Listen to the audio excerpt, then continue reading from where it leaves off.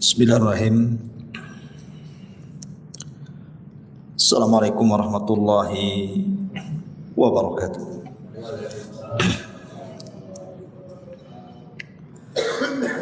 Alhamdulillah wassalatu wassalamu ala Rasulillah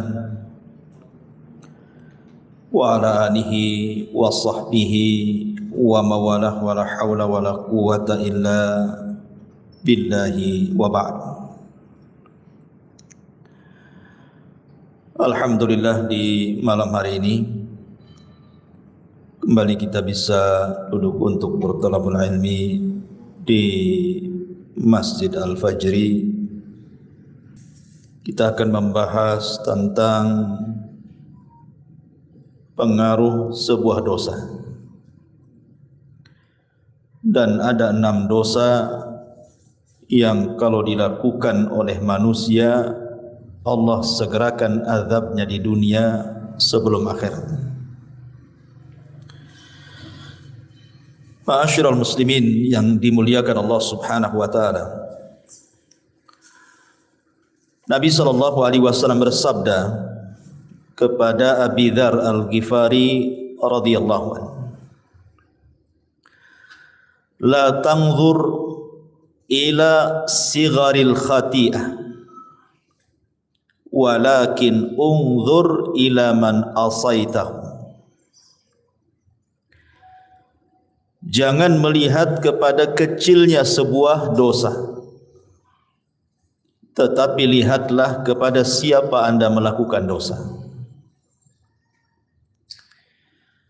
Karena ada orang-orang yang terpancing dengan pembagian dosa. Ada dosa besar, ada dosa kecil. Sehingga kemudian ketika orang ini terfokus kepada pembagian dosa, ketika dia masuk kepada dosa kecil, dia mengatakan, ini kan dosa kecil saja, belum sampai dosa besar. Maka Nabi SAW mengajarkan kaedah kepada kita, jangan lihat kecilnya dosa, tetapi lihatlah kepada siapa Anda melakukan dosa. Karena setiap dosa itu ada pengaruh di dunia. Ingat, Allah Subhanahu wa taala itu memiliki tentara yang banyak. Allah mengatakan, "Wa ma ya'lamu junuda rabbika illahu wa ma huwa illa dzikra lil bashar." Allah Subhanahu wa taala mengatakan, tidak ada yang tahu berapa jumlah tentara Allah di muka bumi ini. Maknanya kalau Allah Subhanahu wa taala hendak memberikan hukuman kepada manusia, Allah tinggal kirim saja tentaranya. Dan jangan ditanya bagaimana Allah Subhanahu wa taala mengazab setiap para pendosa itu. Yang jelas azab Allah itu pedih. Makanya Imam Ibnul Qayyim rahimahullahu taala mengatakan, beliau mengatakan, "Malladzi akhraja li abawaini minal jannah daran naimi wal bahjah." Imam Ibnul Qayyim membuat sebuah pertanyaan. Apa yang menyebabkan Adam dan juga Hawa dikeluarkan dari dosa? Kemudian apa pula yang menyebabkan iblis menjadi dilaknat dan diusir dari sorga? Apa penyebab Fir'aun dan juga bala tentaranya ditenggelamkan? Apa pula kemudian kaumnya Nabi Syuaib sampai dikirim azab yang sangat pedih? Qarun ditenggelamkan ke bumi. Kemudian Bani Israel dikirim tentara-tentara bengis sehingga menghancurkan mereka. Tahu Anda sebabnya? Kata Imam Ibnul Qayyim rahimahullahu taala, innaha dzunub, itu semua dikarenakan dosa-dosa yang mereka lakukan. Kemudian beliau membawakan 3 dalil Al-Quran. Pertama, surah Al-An'am ayat 6. Allah mengatakan, alam yarau kam ahlakna min qablihim min qarnin makkannahum fil ardi ma lam numakkil lakum wa arsalna as-samaa 'alaihim midrara wa ja'alna al-anhara tajri min tahtihim fa ahlaknahum bidhunubihim wa ansha'na min ba'dihim qarnan akharin. Tidakkah mereka memperhatikan berapa banyak generasi sebelum mereka yang telah kami binasakan? Padahal generasi itu telah kami teguhkan kedudukannya di permukaan bumi ini, yaitu keteguhan yang belum pernah kami berikan kepada kalian. Tapi kami curahkan hujan yang lebat untuk mereka, dan kami jadikan sungai-sungai mengalir di bawah mereka. Kemudian kami binasakan mereka karena dosa-dosa mereka sendiri, dan kami ciptakan generasi yang lain setelah generasi mereka. Artinya tidaklah generasi-generasi itu dilenyapkan Allah kecuali karena dosa-dosa mereka. Kemudian juga di dalam surah Al-Ghafir ayat 2 Allah katakan, awalam yasiru fil ardi fayanzuru kaifa kana aqibatul ladzina kanu min qablihim kanu hum ashaddu minhum quwwatan wa athara fil ardi fa akhadhahumullahu bidhunubihim wa ma kana lahum minallahi min wahq. Dan apakah mereka tidak mengadakan perjalanan di permukaan bumi, lalu memperlihatkan bagaimana kesudahan orang-orang yang sebelum mereka? Orang-orang itu lebih hebat kekuatannya daripada mereka, dan lebih banyak peninggalan-peninggalan peradabannya di bumi, tetapi Allah azab mereka karena dosa-dosanya, dan tidak akan ada satu apapun yang melindungi mereka dari azab Allah Subhanahu wa taala. Kemudian sebutkan juga dalam surah Al-Ankabut ayat 40, fakullan akhadna bidzambihi faminhum man arsalna alaihi hasiba wa minhum man akhadathu as-sayhatu wa minhum man khasafna bihi al-ard wa minhum man aghraqna wa ma kana Allahu liyadhlimahum walakin kanu anfusahum yadhlimun. Maka masing-masing mereka kami azab karena dosa-dosa mereka. Di antara mereka ada yang kami timpakan kepadanya hujan batu, ada yang kami timpakan suara keras yang mengguntur, ada yang kami benamkan ke dalam bumi, dan ada pula yang kami tenggelamkan di lautan. Allah sama sekali tidak hendak menzalimi mereka, akan tetapi merekalah yang menzalimi diri mereka sendiri. Kesimpulan perkataan Imam Ibnul Qayyim ini, ikhwatu fiddin yang dimuliakan Allah Subhanahu wa taala, bahwa setiap dosa itu punya pengaruh. Punya pengaruh.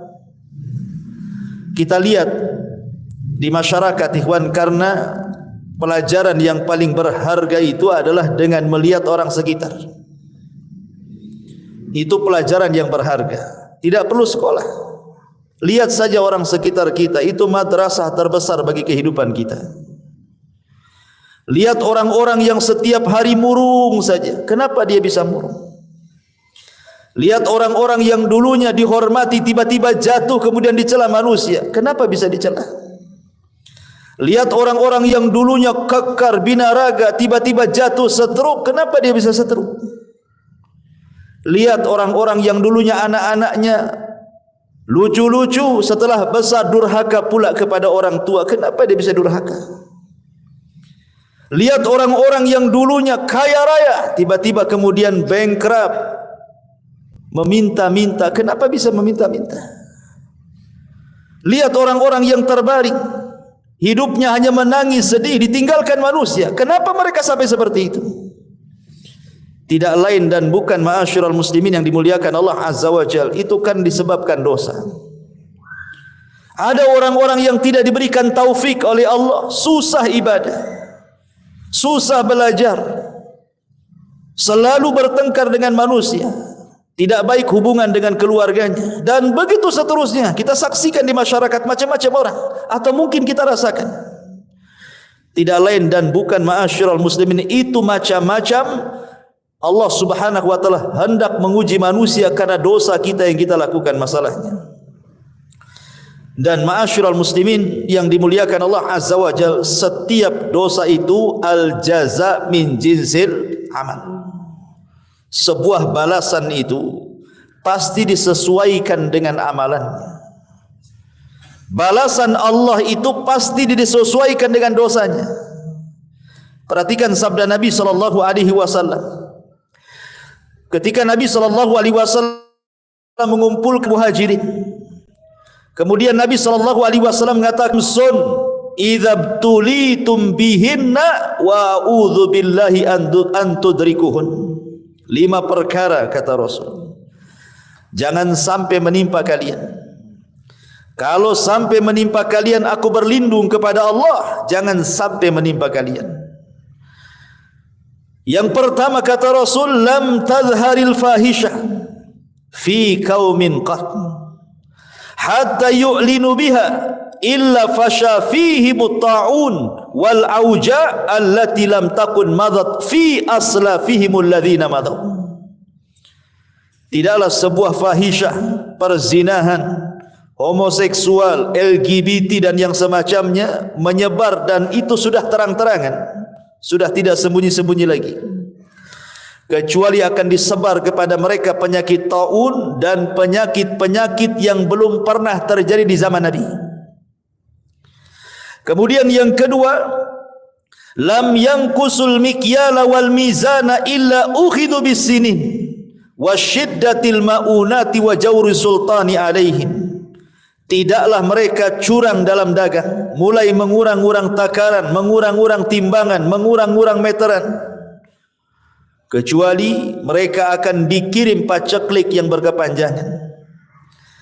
Susahnya ekonomi bahkan dikuasakan kepada mereka penguasa-penguasa zalim. Kemudian yang ketiga, walam yamna'u zakata amwalihim illa muni'ul qatra minas sama walaulal bahaim lam yumtaru. Tidaklah mereka bakhil, tidak mau mengeluarkan zakat-zakat mereka, kecuali Allah tahan hujan dari langit. Kalaupun turun hujan, itu hanya untuk binatang-binatang ternak, tapi tidak menyuburkan bagi manusia. Kemudian yang keempat, walam yanqudu ahdallah wa ahda rasulihi illa sallatallahu alaihim aduwan min ghairihim fa ukhidu ba'da ma fi aidihim. Tidaklah mereka mulai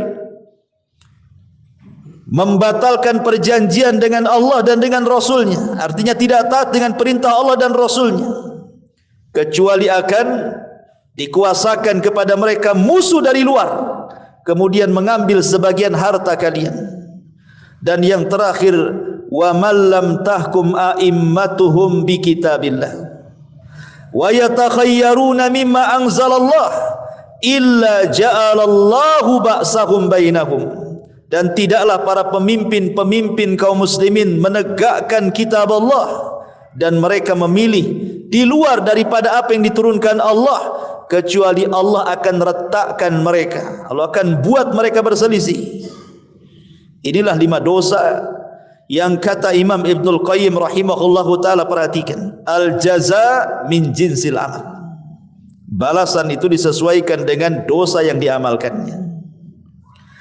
Yang pertama, ketika Allah Subhanahu wa ta'ala menimpakan berbagai macam penyakit taun dan yang semacamnya kepada orang-orang yang mereka terang-terangan melakukan zina, melakukan homoseksual, LGBT atau yang lainnya, kenapa Allah timpakan dengan berbagai macam penyakit? Kata beliau, fadhuhurul fawahish, adapun tampaknya fahisyah, maksudnya perbuatan zina dan yang semacamnya itu, kemudian ditimpakan penyakit-penyakit iqaban yukafi maladzatiha. Maka ketika orang melakukan zina kemudian dikirim penyakit, maka itu sesuai dengan kelezatan maksiat yang dirasakannya. Ketika dia melakukan maksiat, dia merasakan lezat dengan maksiatnya. Dia tidak merasa bahwa itu perbuatan dosa. Makanya Allah Subhanahu wa taala timpakan penyakit kepada mereka. Begitulah cara Allah Subhanahu wa taala membalas. Sebagaimana dia merasa lezat ketika melakukan maksiat, ketika datang penyakit, maka dia merasa sakit luar biasa. Lihat orang-orang yang terkena penyakit AIDS, ada di antara mereka yang melepuh kulitnya, ada yang mereka kemudian dagingnya terkelupas dari tulangnya, ada yang stroke, ada yang sampai mengalami kematian. Begitulah Allah Subhanahu wa taala balas al-jaza min jinsil amal. Kemudian kenapa Allah Subhanahu wa taala tidak menurunkan hujan kepada orang-orang yang mereka yang kedua, kenapa Allah Subhanahu wa taala mengirim paceklik yang banyak?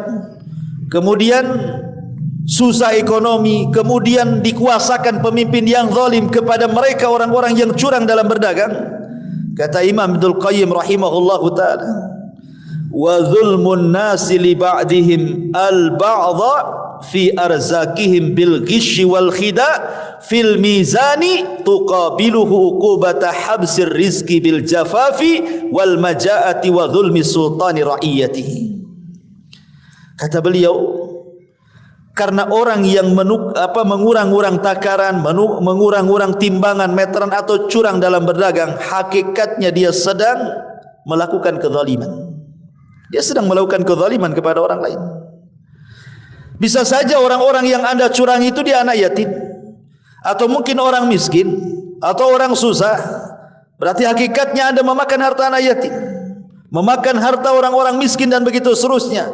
Makanya al-jaza min jinsil amal. Ketika Anda dengan curang itu merasa bahwa dengan itu akan mendapat keuntungan yang banyak. Kan orang curang itu kan keyakinannya dia dapat untung yang banyak kan. Kenapa dia kurangi dari 1 kilo 2 on, pikirnya 2 on itu akan dapat keuntungan bagi dia. Makanya kenapa hukumannya Allah tahan rizkinya. Justru Allah tahan rizkinya. Dengan cara apa? Dikirim paceklik walaupun hujan gak ada berkah.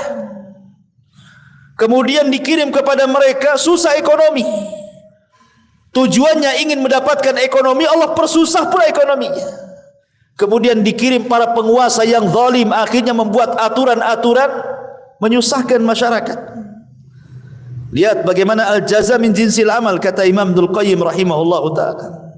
Begitu juga wa man unnasi li zakatihim, dan orang yang mencegah manusia untuk mengeluarkan zakatnya. Yu'aqibun nas alaihi bi uqubati min jinsihi min jinsi dzambihi. Kata Imam Ibnul Qayyim juga, maka Allah Subhanahu wa taala memberikan balasan sesuai dengan jenis dosanya. Ketika dia menahan zakat, Allah tahan juga hujan. Ketika mereka menahan, Allah tahan juga. Ketika mereka melepaskan zakat, Allah lepaskan hujannya. Kalaupun seandainya ada hujan itu bukan untuk kita, tetapi untuk binatang ternak saja. Kalau bukan karena binatang ternak, mungkin langit tidak akan hujan lagi. Adapun yang keempat, ketika Nabi SAW mengatakan, ketika mereka mulai memudarkan perjanjian Allah dengan Rasulnya, mulai mereka membantah Al-Quran dan Sunnah, tidak mau mengikuti perintah, menjauhi larangan, dan juga malah kemudian melakukan larangan, malah tidak menikmati yang dihalalkan, malah menikmati yang diharamkan. Maka kata Imam Ibnul Qayyim rahimahullahu ta'ala, maka mereka pun diberikan iqab sesuai dengan jenis dosanya. Apa jenis dosanya? Dikirim kepada mereka musuh dari luar. Karena kekuatan kaum muslimin itu, kalau mereka berpegang dengan Al-Quran dan Sunnah, ikhwan. Makanya kalau masjid-masjid kaum muslimin penuh di mana-mana, musuh-musuh Islam takut. Ketika anak-anak kaum muslimin sudah mereka kembali kepada Al-Quran, menghafal Al-Quran, kembali kepada hadis, menghafal hadis dan mempelajarinya, musuh-musuh Allah takut. Tapi ketika masjid mulai kosong, Al-Quran sudah tidak dipelajari, hadis dijauhi, Islam kemudian malah dibuat orang tidak suka, musuh senang, masuk musuh, akhirnya mencaplok sebagian kekuasaan kita. Al-jaza min jinsil amal. Dan yang terakhir, begitu juga ketika para pemimpin kita sudah tidak berhukum dengan hukum Allah, malah senang dengan hukum di luar daripada hukum Allah, dan mereka pilih pula itu pula hukum yang cocok bagi mereka. Mereka tinggalkan Quran dan Sunnah, maka Allah akan buat berselisih. Akan dibuat berselisih di antara mereka. Dan itu sudah terjadi di negeri kita kan. Perselisihan antara kelompok ini dan kelompok itu, rebutan kekuasaan, sikut sana, sikut sini, ya kan? Sogok sana, sogok sini, celah sana, celah sini. Bayar buzzer sana, bayar buzzer situ. Kan itu ya. Akhirnya ribut negara. Ma'asyiral muslimin yang dimuliakan Allah Subhanahu wa taala. Dari sini menunjukkan bahwa apapun dosanya, baik umum seperti hadis ini, tetap ada pengaruhnya, apalagi khusus. Inilah yang kita akan bahas, dosa-dosa khusus, di mana Nabi SAW mengatakan ada 6 dosa yang kalau kita lakukan, maka Allah akan azab kita di dunia sebelum akhirat. Dan azab di dunia bukan menjadi kafarah bagi akhirat. Di akhirat tetap diazab, di dunia juga diazab. Subhanallah. Ma'asyiral muslimin yang dimuliakan Allah Azza wa Jalla, apa dosa yang disegerakan di dunia sebelum akhirat itu? Disebutkan dalam hadis Nabi sallallahu alaihi wasallam, yang pertama, Imam Abi Dawud, Tirmidzi, Ibnu Majah meriwayatkan sebuah hadis dari jalur Abi Bakrah radhiyallahu anhu. Nabi sallallahu alaihi wasallam bersabda, "Ma min dzambin ajdaru an yu'ajjilallahu li sahibihi al-'uqubata fid dunya ma'a ma yaddakhiruhu lahu fil akhirati mithlul baghi wa qati'atir rahimi." Dari Abi Bakrah radhiyallahu anhu, Nabi SAW bersabda, tidak ada satu dosa yang lebih pantas untuk disegerakan kepada pelakunya hukuman di dunia sebelum hukuman di akhirat, melainkan al-baghi wa qati'atir rahim. Pertama al-baghi, yang kedua qati'atur rahim. Hadis ini disahihkan oleh Syekh Nasiruddin Al-Albani rahimahullahu taala fi Sahih Abi Dawud. Jadi yang pertama al-baghi. Apa al-baghi? Al-baghi itu artinya az-zulmu, kezaliman. Kezaliman ini ikhwatu fillah muliakan Allah Subhanahu wa taala, sangat dibenci oleh Allah Subhanahu wa taala. Makanya Allah Subhanahu wa taala berfirman dalam hadis qudsi, apa firman-Nya? Inni haramtu zulma ala nafsi wa ja'altuhu muharraman bainakum fala tadhalamu. Kuharamkan kezaliman kepada diriku dan kuharamkan kezaliman pula bagi kalian. Ma'asyiral muslimin yang dimuliakan Allah Azza wa Jalla, saya akan sebutkan beberapa kisah menunjukkan bahwa zalim itu akan ada hukuman di dunia sebelum akhirat. Ingat ketika saya menceritakan kepada antum tentang kisah Hajjaj ibn Yusuf al-Thaqafi. Hajjaj ibn Yusuf al-Thaqafi, seorang jenderal hafal Quran tetapi bengis. Berapa banyak jiwa para sahabat, para tabi'in dibantai dia. Jadi suatu ketika dia melakukan penyerangan dan menaklukkan Mekah dan Madinah, ada seorang hamba yang saleh namanya Sa'id ibn Zubair radhiyallahu anhu. Sa'id ibn Zubair radhiyallahu anhu. Sa'id ibn Zubair disiksa oleh Hajjaj ibn Yusuf sampai akhirnya kemudian dia dirantai mulai dari leher, tangan dan kaki, sampai dia mengatakan kepada Hajjaj, ya Hajjaj, kalau engkau hendak membunuhku silahkan, tapi tolong sekarang waktu sholat, aku ingin sholat. Kemudian kata Hajjaj ibn Yusuf ini, ya adu Allah, wahai musuh Allah, Engkau tinggal solat saja, mau kuarahkan ke kiblat mana? Baik kuarahkan kau ke kiblatnya orang-orang Nasrani katanya. Subhanallah, Hajjaj zalim. Ya. Maka Sa'id bin Zubair mengatakan terserah. Karena Allah Subhanahu wa taala mengatakan fa aina ma tuwallu fa thamma wajhullah. Kemanapun aku mengarah di sana ada wajah Allah. Akhirnya kemudian sebelum dibunuh oleh Hajjaj di pantai ini, Sa'id bin Zubair ini berdoa kepada Allah Subhanahu wa taala dan mengatakan, ya Rabb, jangan engkau kuasakan kezaliman Hajjaj setelah aku, cukuplah aku yang terakhir. Maka setelah Sa'id bin Zubair dibunuh secara zalim oleh Hajjaj bin Yusuf ini, 40 hari setelahnya, Hajjaj selalu bermimpi, dalam mimpinya berjumpa dengan Sa'id bin Zubair. Kemudian terngiang-ngiang setiap hari. Akhirnya dia pun jatuh sakit dan mengalami sakit yang hebat, yang rasa sakitnya tidak ada yang tahu kecuali Allah. Sebab itulah dia meninggal. Lihat. Sadaqa Rasul sallallahu alaihi wasallam bahwa kezaliman itu akan disegerakan azabnya di dunia sebelum akhirat. Bahkan dikisahkan ma'asyiral muslimin yang dimuliakan Allah Azza wa Jalla dari Yahya Al-Burmuki rahimahullahu taala. Yahya Al-Burmuki ini adalah salah satu menteri pada kekhilafan Harun Ar-Rasyid. Harun Ar-Rasyid menjadikan Yahya Al-Burmuki ini salah satu wazirnya, penasehatnya. Tetapi kemudian amanah daripada Harun Ar-Rasyid, jabatan yang diberikan kepada Yahya Al-Burmuki ini melewati batas kewenangan dia. Akhirnya dia pun melakukan kezaliman, memperkaya dirinya dan begitu seterusnya, menzalimi orang lain. Lah akhirnya kemudian ketahuan. Maka Harun Ar-Rasyid marah karena kezaliman yang dilakukan Yahya Al-Burmuki ini.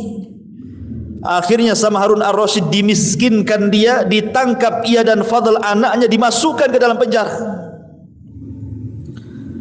Dalam penjara anaknya tidak tahu menahu kenapa bapaknya dan dianya bisa masuk penjara. Di dalam penjara ini anaknya ngomong sama bapaknya, ya abi, ba'dal amri wan nahi wan ni'mati sirna ila hadha. Wahai ayahku, saya ingin tanya sesuatu. Baru saja kita ini mendapatkan kedudukan yang tinggi di Daulah Abbasiyah, bisa memerintahkan orang, bisa melarang orang, diberikan kenikmatan. Tiba-tiba kami dalam penjara seperti ini, gelap gulita, sulit, susah. Ada apa wahai bapakku, katanya. Maka Yahya Al-Burmuki mengatakan, ya bunai, hadhihi da'watul madlum sarat bilailin ghafalna anha walam yaghfalillahu anha.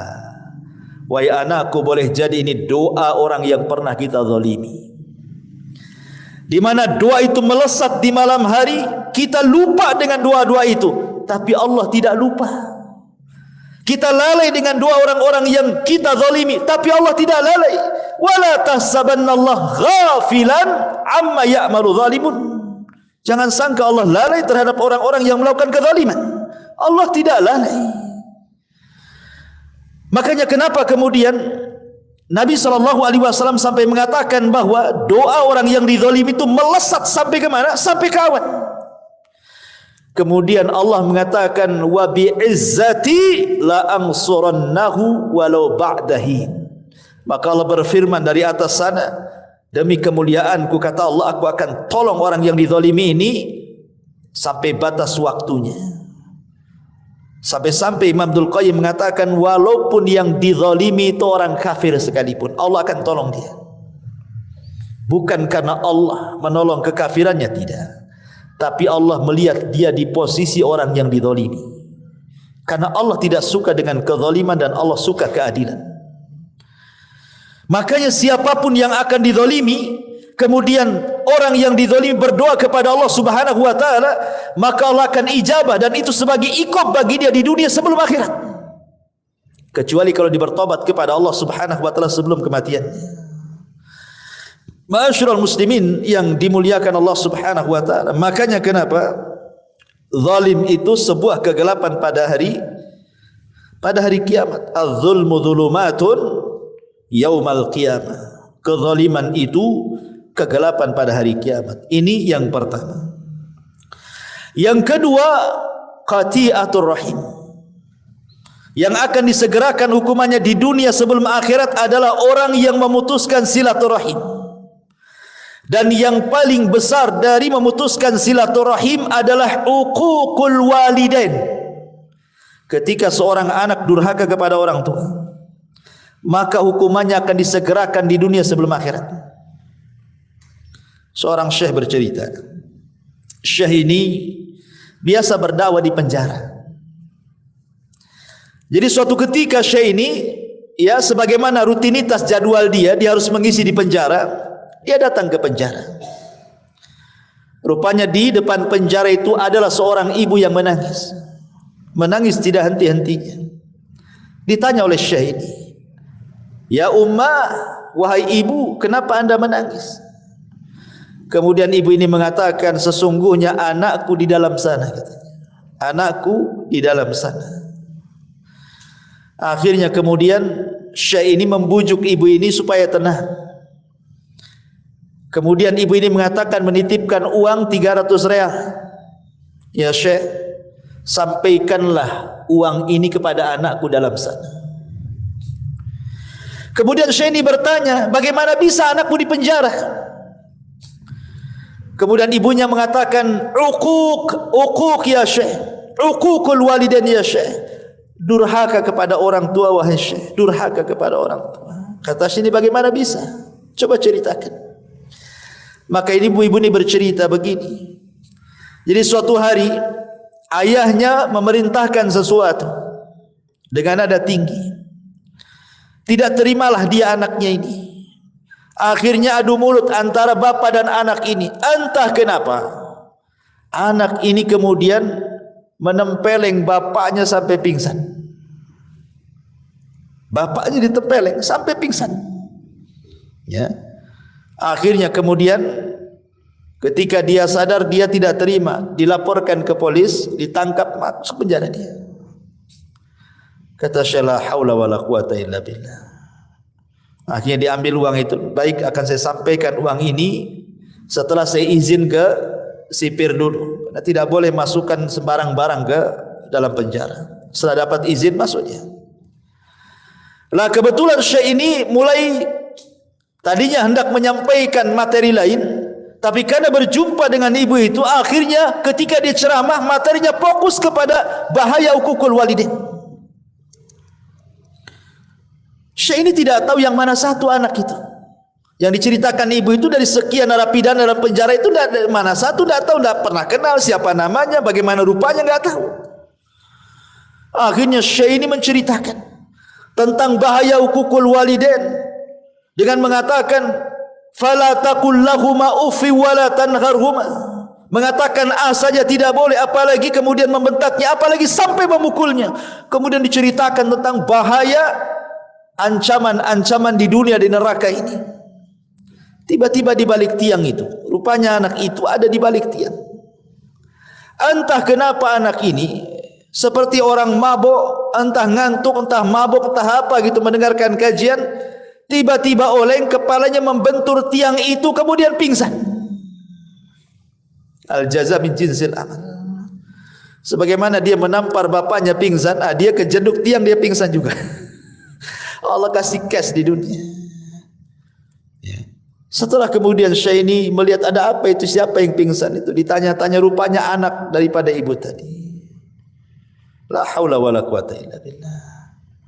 Bahkan seorang syekh bercerita, ikhwan, ada orang yang sudah tua, ibunya ini sudah tua, usianya hampir 90 tahun. Allah berikan usia panjang ibu ini. Anaknya pun sudah tua, anaknya 50 lebih.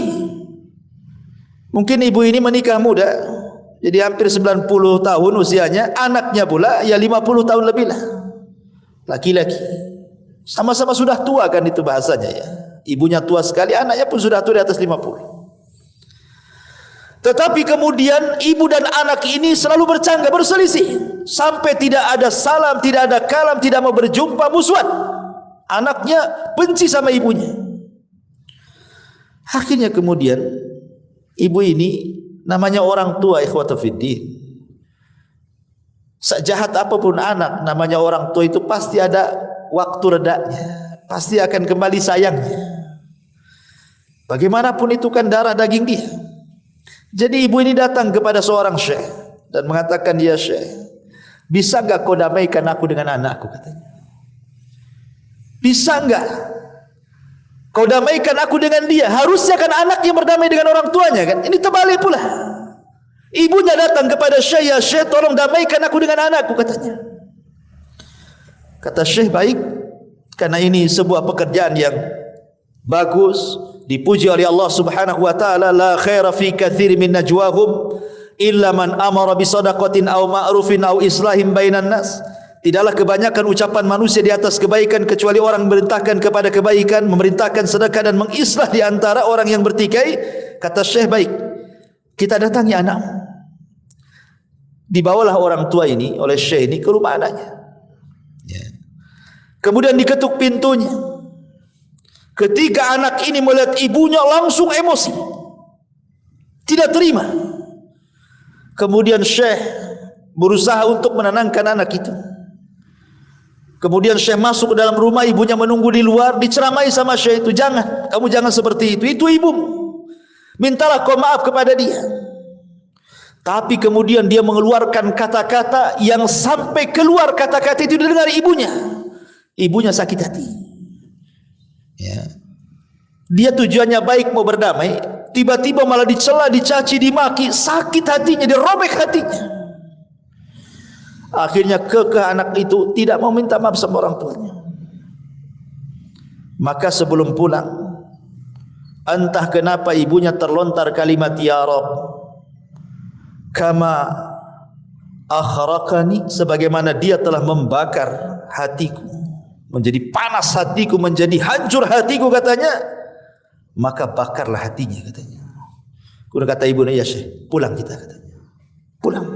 Ya. Baru sehari dua hari, entah kenapa kemudian anak itu mengalami sakit di dadanya, panas luar biasa. Ya, panas. Sampai dia datang ke tabib. Tabib pun bingung, itu penyakit apa tuh? Kok bisa panas gitu ya dalamnya tuh, kayak terbakar gitu hatinya. Sampai dokter angkat tangan, tidak bisa, ini nggak tahu penyakit apa ini, katanya. Akhirnya dia cobalah baru sadar, jangan-jangan kemudian ini kesalahan dia dengan ibunya. Dia coba datang kepada syekh tadi. Kemudian mengatakan, ya syekh, pernahkah ibuku mengatakan sesuatu tentang aku, katanya. Saya tidak tahu.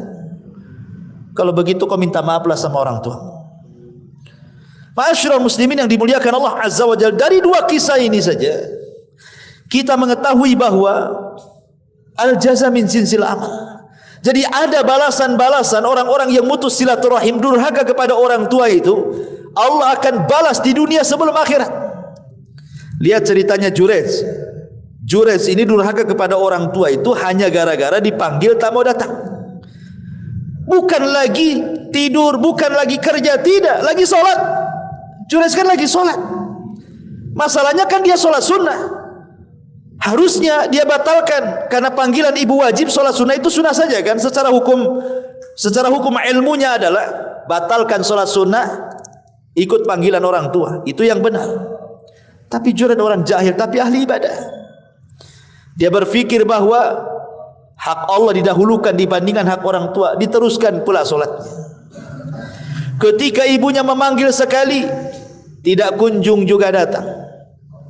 Besoknya gitu lagi dipanggil, dia sedang sholat, dipanggil tidak kunjung datang, sampai 3 kali. 3 hari berturut-turut dipanggil pula tak mau datang. Ibunya kan tidak tahu Jurez ini sedang apa.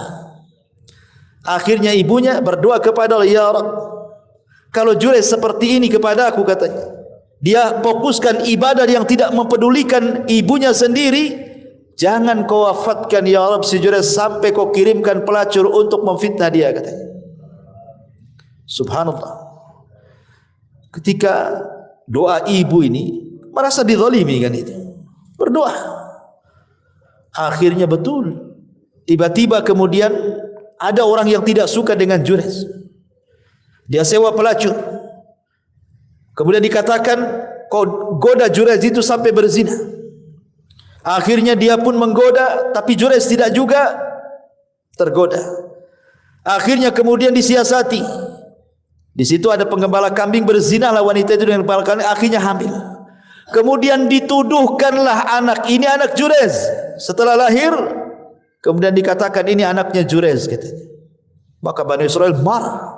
Dipukuli Jurayz, dirobohkan tempat ibadahnya. Kemudian tapi Jurayz sebelum hampir saja mau dibunuh, dia mengatakan aku tidak bersalah. Kemarikan bayi itu katanya. Kemarikan bayi itu. Ketika bayinya dihadapkan, kemudian ditusuklah lambungnya dan mengatakan, man abuk, siapa sebenarnya bapakmu itu? Tentu tidak sengaja kan, Jurayz ini hanya mengatakan seperti itu, tapi ini karamah, memang Jurayz enggak salah. Tiba-tiba anak ini dibuat bicara oleh Allah, abi ra'il ghanam, bapak aku pengembala kambing katanya. Oh, baru sadar Bani Israel. Tapi apa yang jadi syahid kisah ini? Doa orang tua menjadi sebuah kenyataan kan. Allah Subhanahu wa taala kirim Bani Israel menghancurkan dia, memukuli dia, tempat ibadah dihancurkan, walaupun kemudian kembali dibangun kan itu. Dari sini menunjukkan qati'atur rahim adalah dosa yang disegerakan. Jadi yang pertama zalim, yang kedua memutus silaturahim. Hati-hati.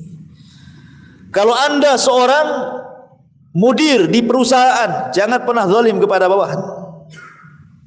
Gaji mereka sebelum keringatnya kering, kata Nabi. Kalau anda seorang suami, jangan zalim kepada istri, kepada anak-anak. Atau punya orang tua, jangan zalim kepada orang tua. Tabarru aba'akum tabarrukum abna'ukum, kata Rasul. Berbuat baiklah kepada orang tua kalian, nanti anak-anak kita berbuat baik sama kita. Kalau kita tidak berbuat baik sama orang tua kita, nanti anak-anak kita Allah kirim yang durhaka dengan kita. Betapa banyak anak-anak yang kita sayang waktu kecil, ketika dia sudah tua, kita sudah tua, anak-anak sudah besar, kita sakit, tidak ada yang peduli dengan kita, ikhwan. Banyak tuh orang-orang tua yang kayak gitu itu. Menyesal melahirkan anaknya itu. Setelah dia terbaring sakit, tidak ada satupun anak yang datang. Bahkan ada satu syekh itu bercerita. Jadi ada dua orang tua itu, suami istri, sudah nenek-nenek. Qadarullah, meninggallah istrinya. Secara otomatis karena sudah tua bapaknya ini harus ikut kepada anak yang paling tua kan gitu. Dibandingkan kepada anak-anak yang muda-muda karena semua sudah kawin. Akhirnya kemudian orang tua ini ngikut kepada anak yang paling tua. Sehari dua hari tidak ada masalah. Seminggu dua minggu tidak ada masalah. Sebulan dua bulan mulai ada masalah. Istrinya tidak suka dengan dia. Karena hidup satu rumah. Ya. Entah kenapa istrinya kemudian ngomong sama suaminya setelah perdebatan yang panjang, meminta supaya bapaknya jangan tinggal di dalam rumah katanya. Lah kebetulan di samping rumah itu ada kamar khusus untuk sopir. Akhirnya disepakati bagaimana kalau kita letakkan saja orang tua itu di kamar sopir saja. Jadi dia terpisah dari kehidupan kita di dalam. Akhirnya anaknya yang paling tua ini membujuk orang tuanya dan mengatakan sebaiknya bapak tinggal di luar saja. Itu ruangan lebih bagus, cahaya matahari masuk, angin juga masuk, macam-macam alasannya. Orang tua paham, namanya sudah tua. Sebenarnya paham, tidak mau berdebat saja dia. Ya. Akhirnya dibersihkanlah itu kamar supir itu, diletakkan di situ.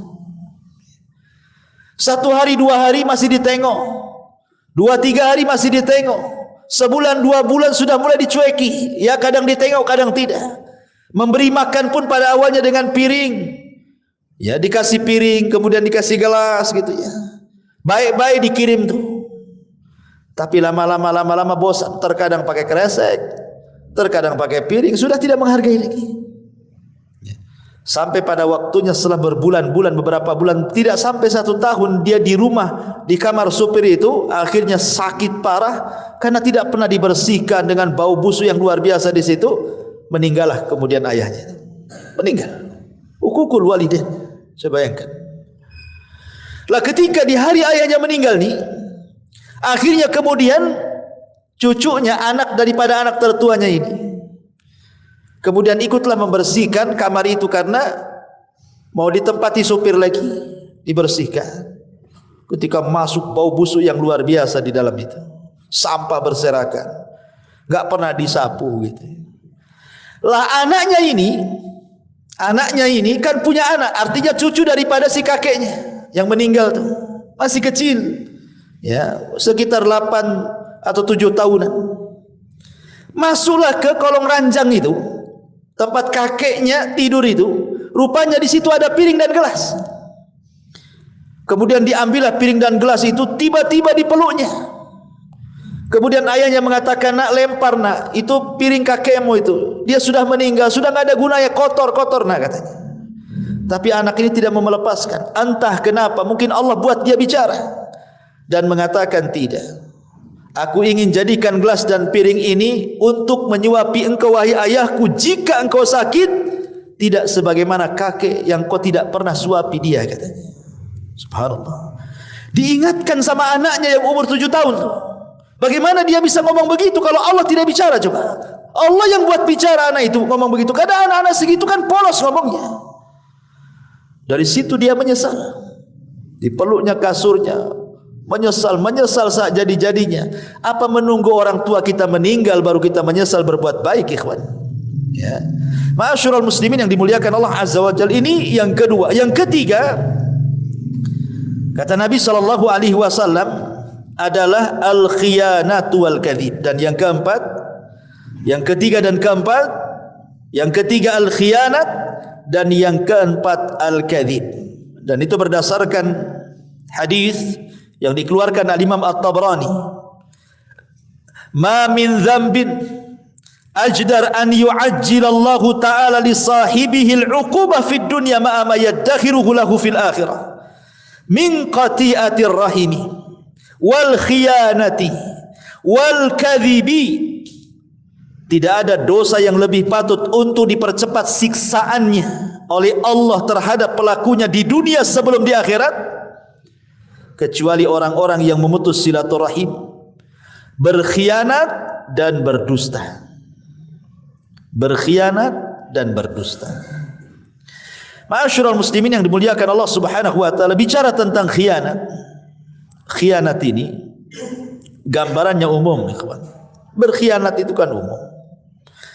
Ya, dikasih harta, berkhianat dengan harta, tidak amanah dengan harta, dibelanjakan pula di jalan syaitan.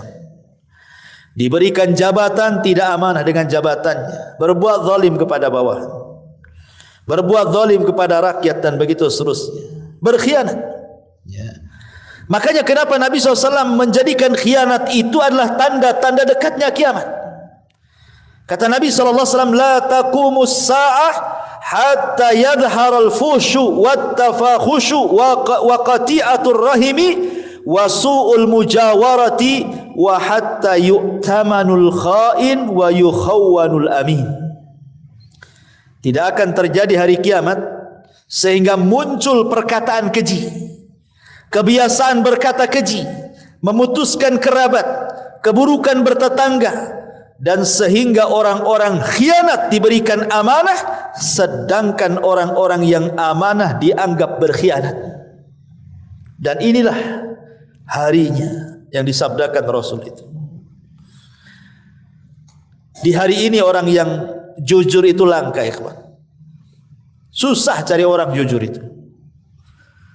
Karena memang aturan yang membuat kita tidak jujur, kan? Buat KTP nempel, buat SIM nempel, buat vaksin nih, kartu vaksin nempel. Susah aturannya yang dibuat kita tidak jujur. Korupsi itu mulai dari atas sampai ke bawah, terstruktur. Ya. Orang itu susah cari, makanya jangan di zaman sekarang, di zaman Umar radhiyallahu anhu, itu di zaman sahabat loh. Umar bin Khattab radhiyallahu anhu malam-malam itu belusukan, enggak bawa wartawannya. Kemudian tengoklah ada tenda, kok bercahaya di situ. Karena begini, kawan, gambaran di zaman Umar itu. Umar itu menyediakan tenda-tenda yang banyak. Untuk apa? Untuk orang-orang yang dari daerah ingin mengadu nasib ke kota, ke Madinah. Jadi fasilitasi tempatnya itu. Kemudian mereka dikasih tenda sama penerangan. Itu pun ditentukan waktunya dari jam sekian ke jam sekian harus dimatikan. Dari pemerintah. Begitulah Umar radhiyallahu an memfasilitasi rakyatnya. Jadi orang-orang dari daerah kayak kita di sinilah umpamanya kan, ingin mengadu nasib ke Jakarta, ke ibu kota. Jadi mungkin di ibu kota itu sama pemerintah sudah disediakan apartemen-apartemen gratis gitu ya. Kan enak tuh kalau punya pemimpin kayak Umar itu ya. Ya entah kapan lagi lah Umar itu ada kan. Nggak ada lagi Umar, nanti nunggu Imam Mahdi mungkin ya. Jadi Umar radhiyallahu an ini malam-malam nampak kok ada tenda yang belum dimatikan, harusnya mati jam segini. Ini penerangan pemerintah. Akhirnya mendekati tenda itu adalah percakapan wanita tua dengan anak gadisnya. Umar coba mendengarkan percakapan keduanya itu. Jadi ibunya ini ngomong sama anaknya, "Nak, bagaimana kalau kita besok jualan air susu ini kita campur dengan air mineral supaya banyak untungnya?" Begitulah curang dalam dagang itu modusnya kurang lebih sejak zaman Umar sampai sekarang, main campur-campur kan. Ya kan? Pemanya jual jeruk bilangnya beras tagi, ya taunya beras busuk kan itu. Bilang salak pondok, ternyata salak bubuk kan gitu. Enggak tahu gitu ini. Dicampur-campur kan itu. Itulah memang dari sejak zaman dulu namanya curang dalam dagang, main campur-campur yang baik dengan yang buruk dan begitu seterusnya. Tapi anak gadisnya ini subhanallah anak solehah. Dia mengatakan kepada ibunya, "Bu, jangan. Umar bin Khattab Amirul Mukminin membuat aturan dalam jual beli tidak boleh curang." Kata ibunya, "Nak, Umar tidak tahu." Pada Umar di samping tendanya tuh. Umar tidak tahu. Tapi anak gadisnya sekali lagi mengingatkan kepada ibunya, "Bu, walaupun Umar tidak tahu, tapi Umar punya Rabb, punya Tuhan, dan Tuhannya Umar juga Tuhan kita. Tuhannya Umar tahu." Ya. Akhirnya sadar ibunya. Umar bergegas pulang. Kumpulkan anak laki-lakinya semua. Ibnu Umar, Qasim ibn Umar, anak laki-lakinya banyak. Kata Umar bin Khattab, "Siapa yang siap nikah di antara kalian?" "Siapa?" katanya. "Tuh ada bibit unggul tuh sana," katanya. Rupanya Qasim ibn Umar mengatakan, "Saya wahai abi. Besok ikut saya." Dilamarkan gadis dalam tenda. Orang susah. Dinikahkan dengan orang nomor satu, anak orang nomor satu, Khalifah Amirul Mukminin. Karena di zaman itu yang dilihat agama, bukan dilihat harta. Bukan kayak zaman sekarang kan gitu. Walaupun hafal Quran, nggak ada kerjaan buat apa? Emang saya makan ayat katanya. Bagus sama dokter jelas katanya gajinya bulanan. Ya. Ini hafal Quran gojek lagi nggak jelas hasilnya. Zaman sekarang kan gitu ya. Kalau zaman dulu kan tidak. Ya. Zaman dulu itu ilmu luar biasa dihargai kan, apalagi kejujuran. Makanya Qasim ibn Umar menikahlah dengan wanita ini. Lahirlah seorang putri namanya Lailah. Dari Lailah inilah lahir tokoh fenomenal sepanjang sejarah, Umar bin Abdul Aziz. 2 tahun 5 bulan berkuasa, nggak ada orang miskin di zamannya. Dialah penegak keadilan sampai orang menyangka itulah Al-Mahdi yang dikatakan Nabi. Ya. Masyarul muslimin yang dimuliakan Allah Subhanahu wa taala. Tapi syahidnya dalam kisah Umar bin Khattab bagaimana Amirul Mukminin menghargai kejujuran. Menghargai kejujuran. Kalau di zaman sekarang ada orang jujur di tengah-tengah para pengkhianat, sebentar aja ikut pengkhianat dia. Kalau tidak jadi pengkhianat, dimusuhi oleh para pengkhianat. Gimana caranya disingkirkan kan gitu. Masyarul muslimin yang dimuliakan Allah Azza wa Jalla. Makanya kemudian khianat ini bahaya dan banyak jenisnya. Berkhianat ini.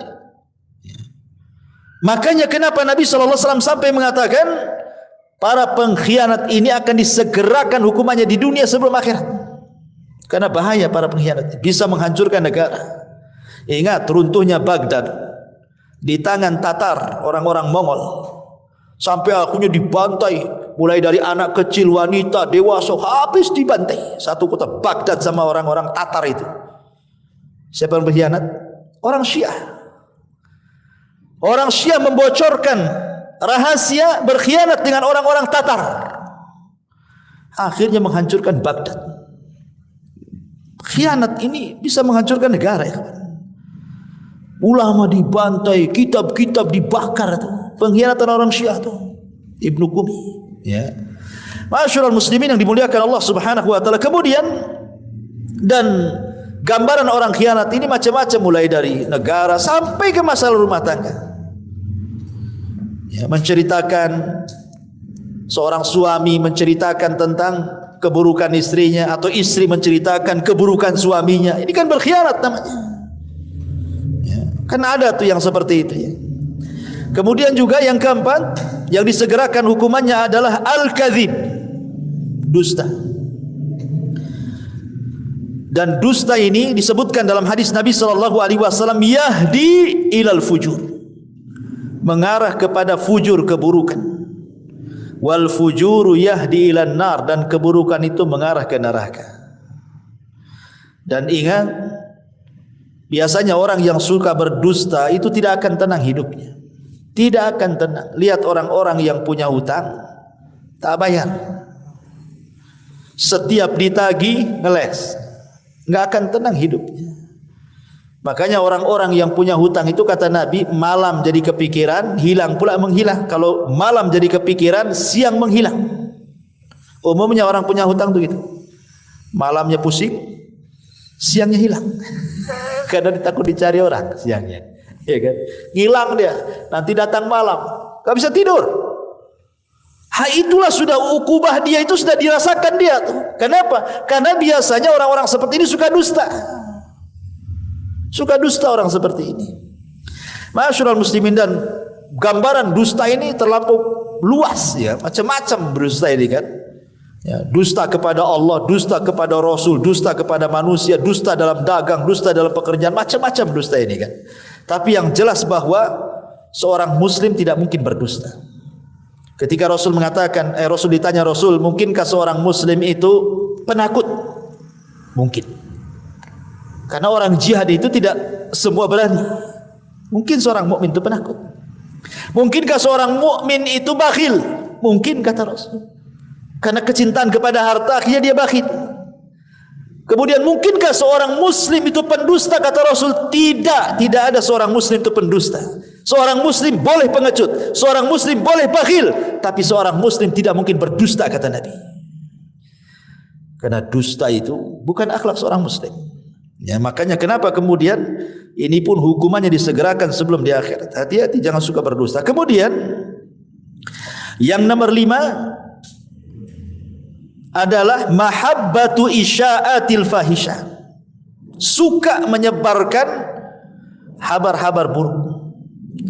Allah Subhanahu wa taala mengatakan dalam surah Nur ayat 19, innal ladzina yuhibbuna an tashi'al fahishata fil ladzina amanu lahum adzabun alimun fid dunya wal akhirah wallahu ya'lamu wa antum la ta'lamun. Sesungguhnya orang-orang yang suka tersebar keburukan di tengah-tengah orang yang beriman, bagi mereka azab yang pedih di dunia dan juga di akhirat. Di dunia dapat azab, di akhirat dapat azab, dan Allah Maha mengetahui dan kalian tidak tahu. Dan ini penyakit yang sekarang menyebar nih, yang kelima ini. Bayangkan, Al-Quran yang mengatakan baru cinta saja tersebarnya sebuah keburukan, itu sudah diazab di dunia. Apalagi dia yang menciptakan keburukan, dia pula yang menyebarkannya. Sekarang ada handphone di mana-mana. Terkadang-kadang kalau dia orang awam, tidak tahu apa-apa gitu kan, buat konten. Kontennya itu maksiat. Nah, umpamanya seorang perempuan joget-joget nampak aurat, habis itu di-share, ya kan? Di TikTok kok di apa supaya dapat pendukung, penonton, ya, subscribe, ya. Subhanallah, itu menyebarkan keburukan. Menyebarkan musik-musik yang enggak jelas, ya kan? atau menyebarkan berita. Ini tahun politik nih, hati-hati nih. Saling serang-serangan gak jelas, ya kan? Menjelekkan yang sana, yang ini menjelekkan yang sana gitu. Kemudian bazar-bazarnya ngikut komentar. Anta syi'al fahisyah. Hati-hati. Ya, ini tahun-tahun politik, hati-hati. Tahun-tahun politik itu banyak beristighfar lah, meminta kepada Allah supaya Allah memberikan pemimpin yang terbaik. Ya kan? Karena tahun-tahun politik ini antum akan melihat bagaimana fitnah-fitnah menyebar di medsos itu. Akan berseliweran tuh di YouTube antum itu. Entah berita-berita entah enggak jelas itu. Maka berlindunglah kepada Allah Azza wa Jalla. Jangan disukakan, oh senang, oh mantap nih, karena saya milih yang ini. Ketika ini serang, oh mantap. Padahal dia enggak ikut, tapi kan senang kan? Senang saja diazab di dunia dan di akhirat kata Allah. Apalagi dia yang buat berita, dia yang wawancara di YouTube, dia pula yang menyebarkan dengan channelnya. Na'udzubillah. Jangan. Ya, jangan buat konten-konten fahisyah. Ya. Atau dia marah-marah di YouTube, kan ada tuh orang-orang marah itu kan, ngomong apa saja nggak jelas itu. Kadang-kadang keluar kata binatang disebar biar viral katanya. Anda bukan biar viral, Anda itu sedang mengundang azab Allah tuh. Ya. Makanya ma'asyiral muslimin ini juga diancam dalam Al-Qur'an surah Nur ayat 19. Dan yang terakhir, yang keenam adalah nifaq, kemunafikan. Allah Subhanahu wa taala berfirman di dalam Al-Qur'anul Karim, tepat pada ayat ke berapa? Ayat yang ke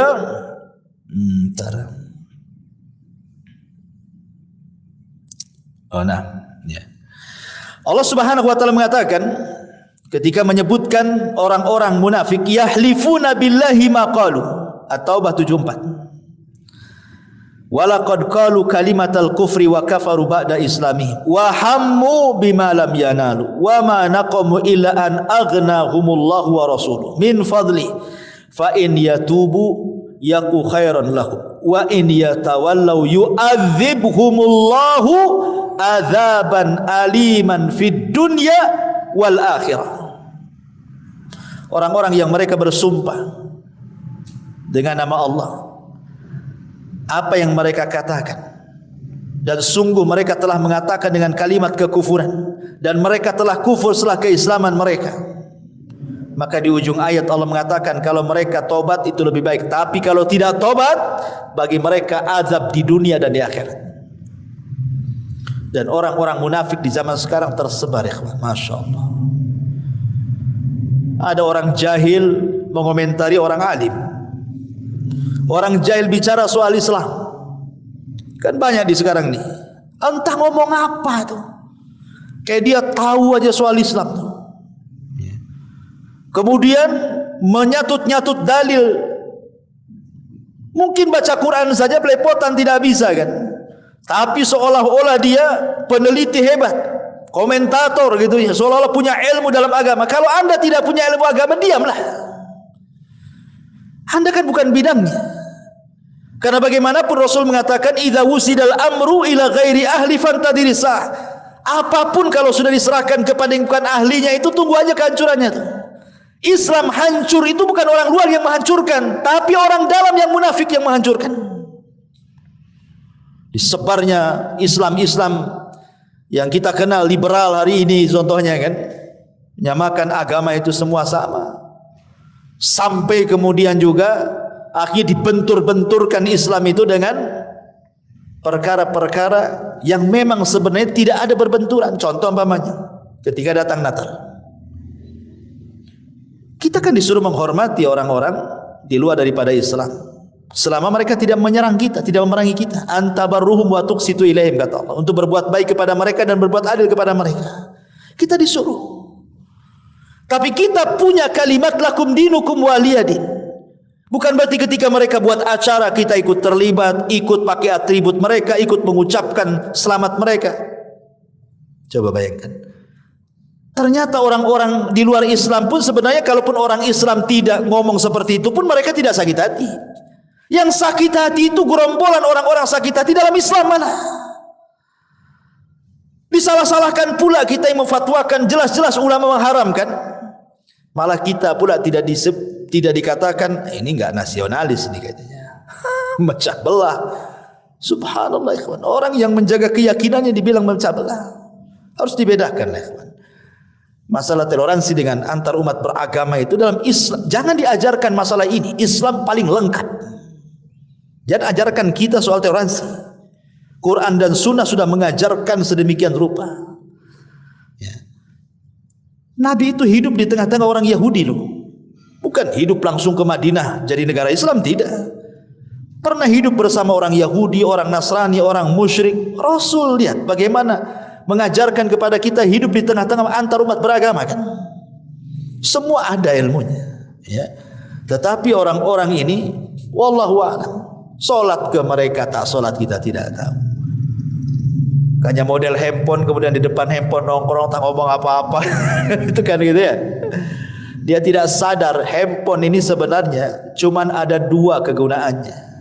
Anda menolong Islam dengan handphone atau Anda menghancurkan Islam dengan handphone. Itu saja.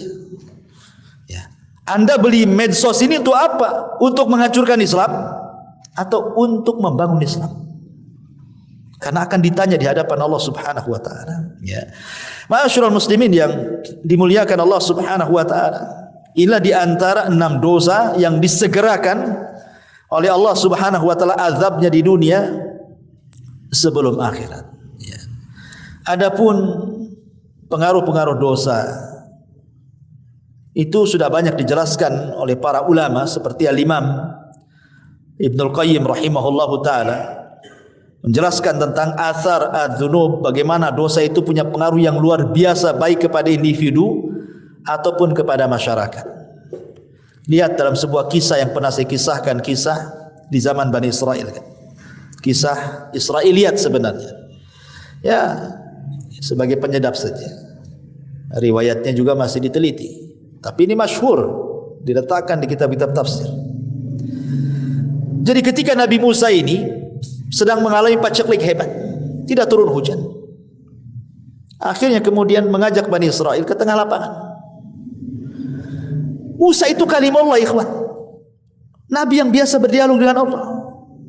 Setelah melaksanakan istisqa dengan Bani Israel, awan pula bukannya hitam malah makin putih.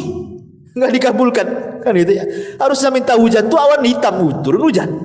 Ini yang minta Nabi Musa, bukan orang biasa. Sehingga Nabi Musa berkata, berdialog dengan, ya Rabb, kenapa kau tidak kabulkan permintaan kami dan Bani Israel? Allah mengatakan, ya Musa tidak bisa. Karena di tengah-tengah umatmu ada satu orang, dia bermaksiat 40 tahun. Dan dia belum bertobat kepada Allah. Kalau engkau mau, keluarkan orang itu dari lapangan. Usir dia. Kata Musa, siapa namanya? Oh, tidak bisa. Saya tidak akan menyebut namanya. Kau tinggal berteriak saja di hadapan orang-orang. Maka Musa alaihi salatu wassalam langsung mengumpulkan Bani Israel mengatakan, man minkum, barang siapa di antara kalian ya'sillaha arba'ina sanatan fakhruj, bermaksiat kepada Allah 40 tahun, keluar dari sini katanya. Yang ada yang keluar lah, enggak mungkin lah ngaku. Ya, orang sebanyak itu.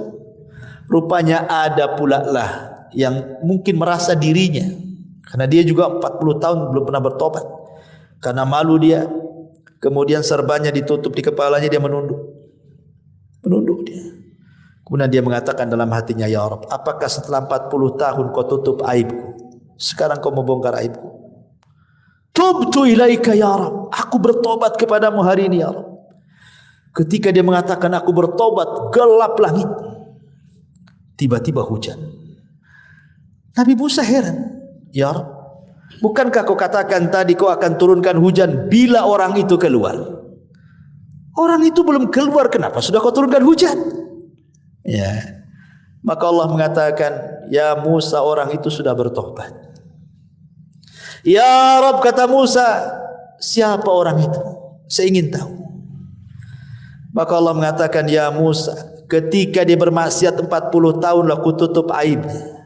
Sekarang dia sudah bertobat, ku bongkar aibnya? Enggak lah. Subhanallah. Syahidnya di sini apa? Satu orang maksiat, satu Bani Israel terkena imbasnya. Ya kan? Satu orang bermaksiat, satu negara kena imbasnya. Itulah pengaruh maksiat. Ya, apalagi kepada pribadi, hadis yang tadi saya jelaskan di awal gitu ya. Wallahu a'lam bishawab. Ini saja yang bisa saya sampaikan. Mudah-mudahan ada manfaatnya. Subhanaka wa bihamdika asyhadu an la ilaha illa anta astaghfiruka wa atubu ilaik. Allahu ta'ala alam. Assalamualaikum warahmatullahi wabarakatuh.